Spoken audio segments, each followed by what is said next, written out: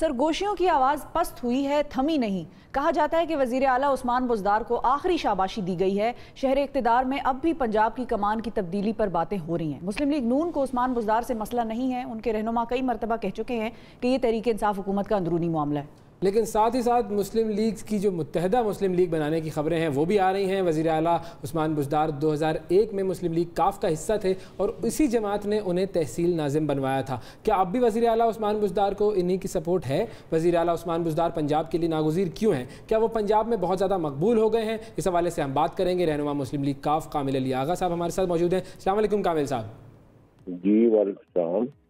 کامل صاحب، یہ جو عثمان بزدار صاحب کا معاملہ ہے، ظاہر ہے کافی عرصے سے بات چیت تو اس کے حوالے سے چل رہی ہے۔ کبھی کوئی کہتے ہیں کہ ہٹا دو، کبھی کہتے ہیں کہ نہیں، عمران خان صاحب کی سپورٹ حاصل ہے۔ اب اگر آپ سے میں ایک پرسنل انالیسز لوں تو آپ کو کیا لگتا ہے کہ عثمان بزدار صاحب کی کارکردگی جو ہے وہ کیسی ہے؟ کیا وہ ٹھیک کام کر رہے ہیں؟ وہ اس لیول پر ہیں کہ پنجاب کے وزیر اعلیٰ کے طور پر بہترین کام کر سکیں؟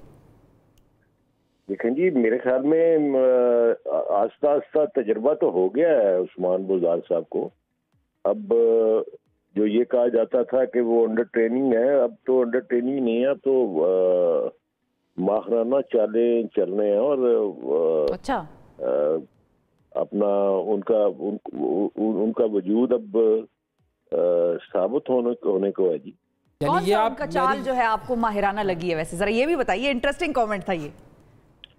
دیکھیں، آپ دیکھتے نہیں، روزانہ کی بنیاد پہ ان کے اسٹیٹمنٹس آتی ہیں، انٹرنیشنل پالیٹکس کے اوپر بھی اب وہ بات کرتے ہیں اور نیشنل پالیٹکس کے اوپر بھی بات کرتے ہیں۔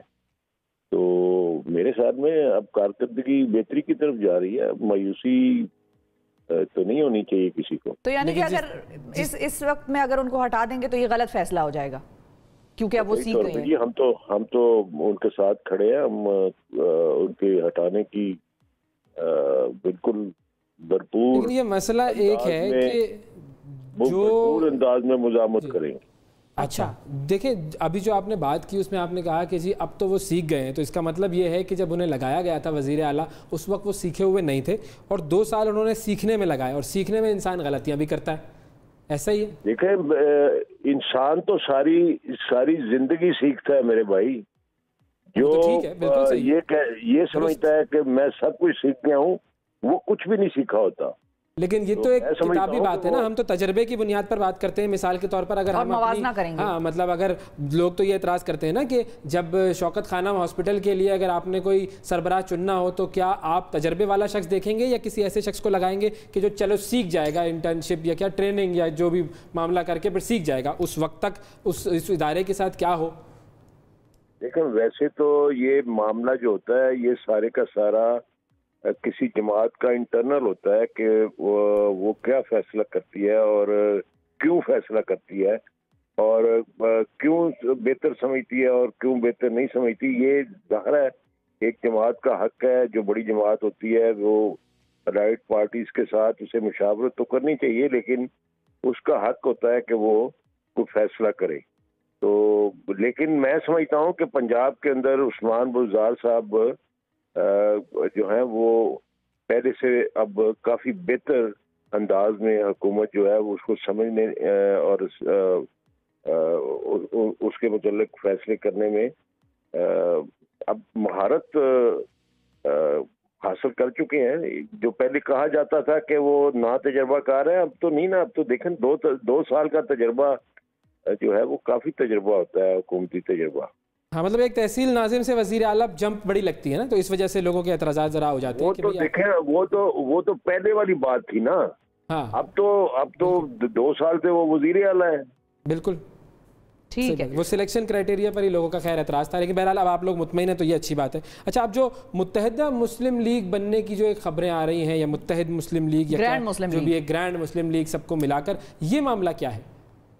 یہ تو دیکھیں جی، تمام مسلم لیگی جو ہیں وہ ہمیشہ ان کی خواہش ہوتی ہے کہ مسلم لیگ ایک ہو جائے، اور اس کے اندر سب سے زیادہ جو خواہش رہی ہے وہ چودھری شجاعت حسین صاحب کی رہی ہے، اور انہوں نے ہمیشہ اس کوشش کو سراہا ہے۔ جس کسی نے بھی مسلم لیگ کو متحد کرنے کی بات کی ہے انہوں نے اس کو پذیرائی دی ہے۔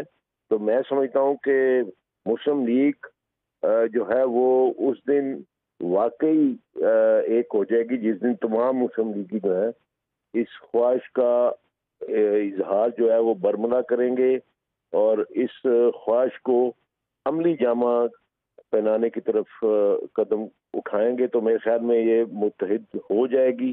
مطلب کوئی اس میں بات چیت چل رہی ہے کہیں پر، کسی لیول پر کوئی نیگوسیشنز، کوئی کوشش کوئی ہو رہی ہے؟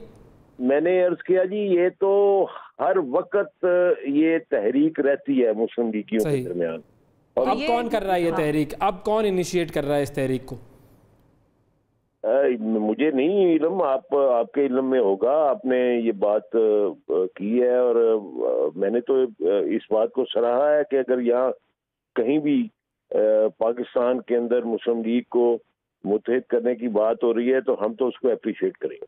نہیں، لیکن اب یہاں پہ تو حکومت ہے نا، حکومت تحریک انصاف کی ہے، آپ تحریک انصاف کے الائز ہیں، کاف اگر ملتی ہے تو کون سی مسلم لیگ کے ساتھ متحد ہوگی؟ نون سے، نون تو ان کے اپوزیشن میں ہے، تو پھر تو یہ حکومت کے خلاف ہو گیا ایک طرح سے۔ میری بات آپ سمجھے نہیں، میرے خیال میں بات یہ ہے کہ مسلم لیگیں جن جو نام کی مسلم لیگیں ہیں ان کے متحد ہونے سے مسلم لیگ متحد نہیں ہوگی، مسلم لیگیوں کے متحد ہونے سے مسلم لیگ متحد ہوگی۔